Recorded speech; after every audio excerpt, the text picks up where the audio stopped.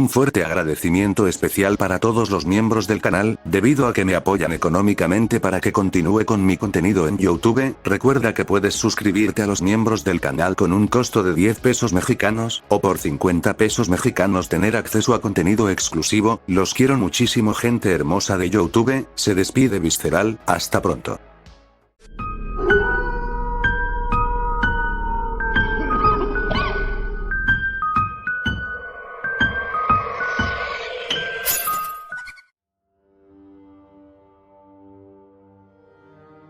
El paraíso es el verdadero infierno.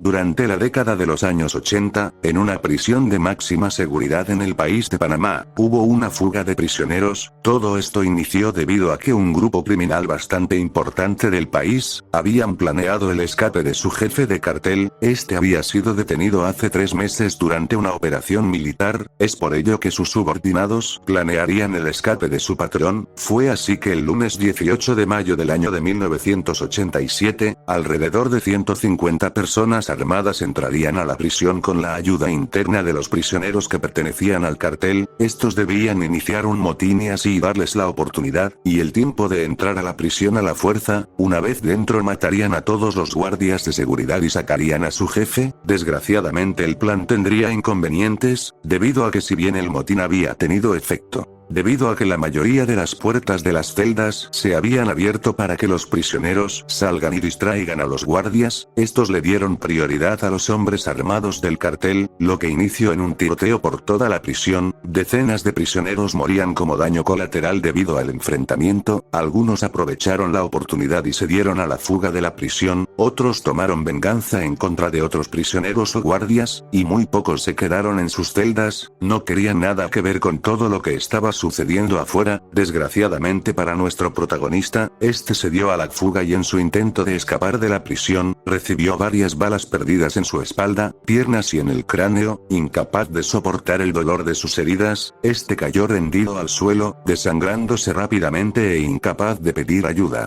Antes que sus ojos se cerraran, miró al grupo criminal subir en unas camionetas blindadas, junto con ello el importante jefe del cartel. Tal parece que su fuga había tenido éxito, pero nuestro protagonista no corrió con la misma suerte. Lo último que escuchó antes de perder el conocimiento fueron los guardias de seguridad diciendo lo siguiente: Aquí tenemos a otro. Si no fuera por estas balas, el imbécil había logrado escapar. Sin duda alguna no es tu día de suerte, ¿verdad? Rápido, llévenlo a la enfermería. No queremos que otro prisionero se muera, porque luego el alcaide nos descuenta de nuestro salario las muertes de estas basuras.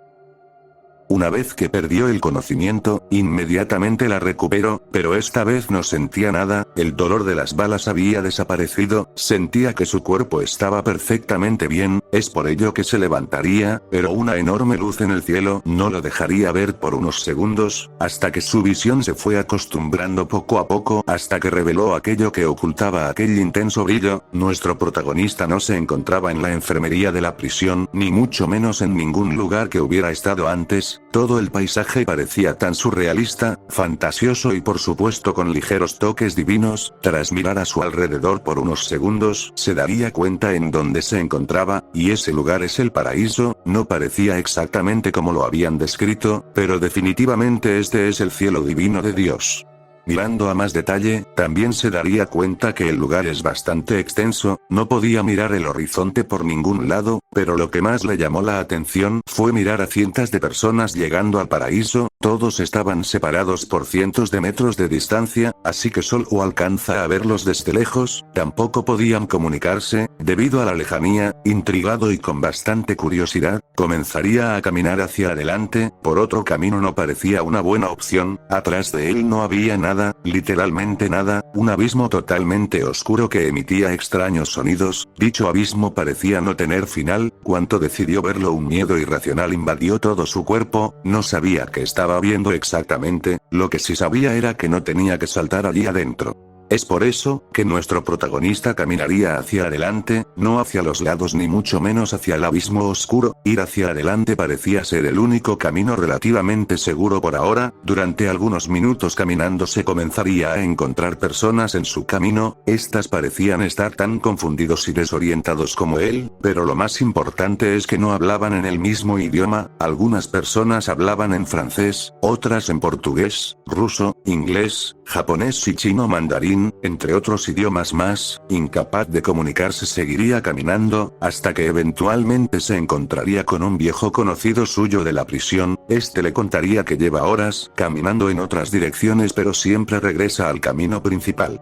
Incluso aunque no despegue su vista del camino y vaya hacia otra dirección, siempre regresa. Es como si algo lo devolviera al camino principal, sin importar cuántas veces se desvíe. No soporta estar aquí, debido a que no es justo que esté muerto. Él estaba a punto de cumplir su condena en prisión y no había participado en el motín, pero las explosiones que habían utilizado el grupo armado del cartel, habían debilitado la infraestructura de la prisión, lo que hizo que el techo de su celda se viniera abajo, muriendo aplastado. Intrigado al escuchar su historia, nuestro protagonista le preguntaría cuál había sido el crimen por el cual acabó en prisión. Este le contestaría que había sido por el homicidio de 12 personas durante el robo de un banco. Al saber que no podía salir libre, tomó la decisión de matar a sus 12 rehenes antes de entregarse a la policía. Con buenos abogados reducieron su sentencia a 12 años de prisión. Aún más intrigado que antes, nuestro protagonista se despediría y seguiría con su camino solo. En sus pensamientos no se dejaba de preguntar por qué él y su amigo habían llegado al paraíso, habían cometido actos horribles en contra del prójimo. Si esto es de verdad el cielo, entonces ¿por qué estamos aquí? ¿No deberíamos estar en el infierno? Incapaz de encontrar respuestas a sus preguntas, seguiría caminando, atravesando varios paisajes y biomas del lugar. Entre ellos estaban un lugar con enormes edificios hechos de hueso negro, un mar de sangre helada, ríos y lagunas de sangre hirviendo, desiertos de arena aparentemente hecha de humanos, bosques y árboles hechos de carne y vísceras humanas, otro de enormes cuerpos humanoides con alas que formaban montañas a las lejanías. Una noche de oscuridad casi perpetua, donde una luz lunar seguía en tu camino para iluminarte, manglares de intensas lluvias donde suelen caer ocasionalmente alas de tamaño humano llenas de sangre, carreteras donde el pavimento está tan caliente que es capaz de derretir tu piel y músculos en cuestión de pocos minutos. Tras cruzar decenas de biomas surrealistas tan increíbles como perturbadores y peligrosos, finalmente nuestro protagonista de esta historia había llegado al final del camino. Ante sus ojos se encontraba las puertas del paraíso. Y junto con ellos miles de personas queriendo entrar al unísono. Nadie se ponía de acuerdo para calmar la situación. La diferencia de idiomas era tan grande que serías incapaz de escuchar una voz que hablara en el mismo idioma que el tuyo. El exceso de personas en la entrada solo hacía daños entre ellos mismos. Sin espacio, las personas se aplastaban entre sí. Si caías al suelo muy probablemente morirías siendo aplastado por cientos de personas. La situación escaló tanto que muchas personas llegaron a pelear entre sí, matándose unos a otros y bañando de sangre las puertas del paraíso, lo cual hizo que este último se comenzara a abrir, y detrás de estas puertas se encontraba un enorme palacio hecho de materiales extremadamente raros y desconocidos para la humanidad. Las personas dejaron de pelear cuanto ante nuestros ojos, decenas de seres enormes y angelicales llegaron. Estos definitivamente no se veían como uno pensaría, sino que estos se encontraban cubiertos de sangre y de un extraño líquido negro que salía de sus ojos, pero lo más perturbador fue mirar que estos tenían en sus espaldas miles de hilos, los cuales se movían cuanto los ángeles también lo hacían. Antes que pudiera notar más características perturbadoras de estos ángeles, estos sacaron varios cadáveres de niños y niñas mediante sus tentáculos, y empezaron a hablar mediante estos en un lenguaje que parecía ser universal. Bienvenidos al paraíso, hijos de nuestro antiguo creador. Nosotros somos los dichosos ángeles que tanto habían oído escuchar en la tierra. De seguro tendrán muchas preguntas al respecto, pero déjenme decirles que todo está bien. Ahora están en casa, en la casa de nuestro nuevo creador. Por favor, sigan caminando hasta llegar al palacio y entren en esta. Si piensan en desviarse del camino o volver donde vinieron, entonces nos veremos en la deliciosa necesidad de devorarlos. Así que la decisión está en sus manos.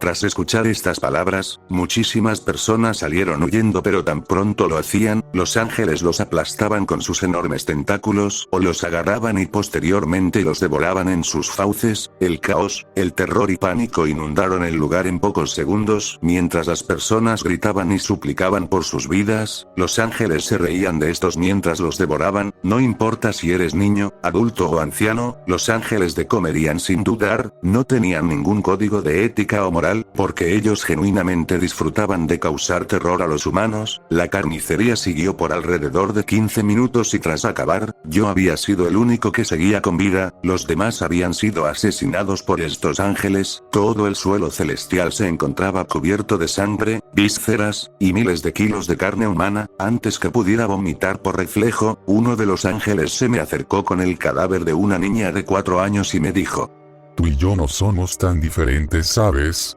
Yo sé muy bien lo que eres, lo que has hecho y lo que te gustaría hacerle al cadáver de esta pobre niña. Dicen que los humanos son la creación perfecta, pero todos ustedes son unos malditos enfermos. A mí me convirtieron en esto, pero ustedes nacieron así, en monstruos depravados que solo les importa su propio placer. ¿Y sabes por qué estoy tan seguro de mis palabras?